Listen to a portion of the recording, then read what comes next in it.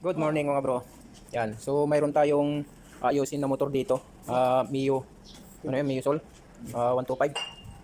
Yan. 2026. So motor ng katrabaho natin. So wala siyang horn, wala siyang headlight.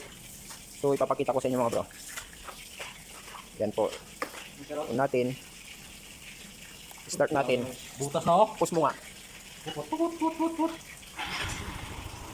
Yan. Complete pa. Ako pa ba? Kaya niyan. So nag-i-start siya. Pero wala siyang headlight. Yan o. Wala po. Walang headlight. Tapos yung kanyang mini driving light, wala din po. Yan. So wala din. Yan. Wala din. Tapos ang kanyang busina, yan, pindutin po natin.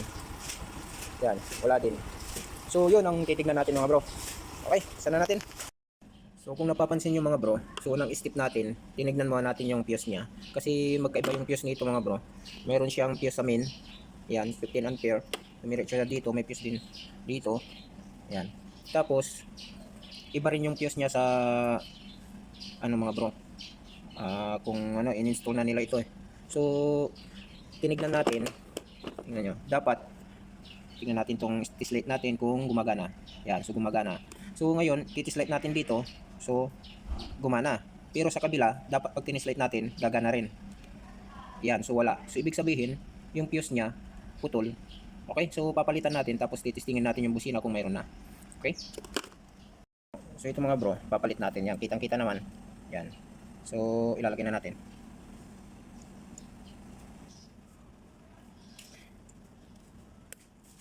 So, yun. So, testingin natin kung mayroon na siya. Yun. So, narinig nyo mga bro. So, nagkaroon na siya ng busina. Yan. So, tingnan natin yung ilaw. Push mo nga yun. Start. Yan. So, umaandar na siya. Pero, tingnan natin kung may ilaw. Yan. So, wala pa yung ilaw. Yung busina lang ang mayroon. Yan. Kung napapansin natin, yung kanyang mini driving light. So, nagkaroon na siya. Yan. Pero yung kanyang headlight, so wala pa. Yan. Mayroon na siyang signal light. Yan. Ayan o.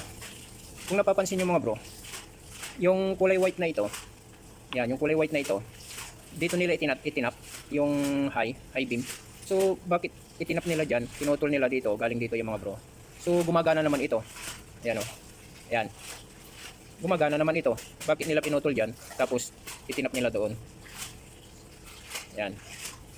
Diba? So, ang gagawin natin dyan mga bro, ibabalik natin doon sa original. Ayan. Babalik natin sa original mga bro, para hindi makalat yung wire nya. Ayan. Ayan mga bro, binalik natin sa original. Ayan. Tapos, tinakpan na rin natin dito yung splice nila. Dahil gumagana naman ito, bakit nag-splice pa sila dyan? So, ibinalik natin sa original. Yan. Tapos, ang hahanapin natin na nawawala mga bro, yung ground. So, yung white na may lining na black, so nawawala siya. So, ang gagawin na lang natin dyan mga bro, hahanap na lang tayo ng ground dito. Okay? Kaysa yung baybayin natin tong wire na ito, kung saan yung putol. So, para mas madali, mag-ground na lang tayo. Okay? Ayan, kung napapansin nyo mga bro, so, yung in-splice nila dito, tinanggal na natin. So, dito na natin nilagay. Yan. Tapos, dahil itong white na may lining na itim, so wala po siyang power. So, dito na lang tayo kumuha. Yan. So, testingin natin kung gumagana. Yan. So, naisalpak na natin. Tapos, ito, lagay natin doon. Yan. So, switch natin. Yan. Tapos, switch natin yung kanyang ilaw. Ayan.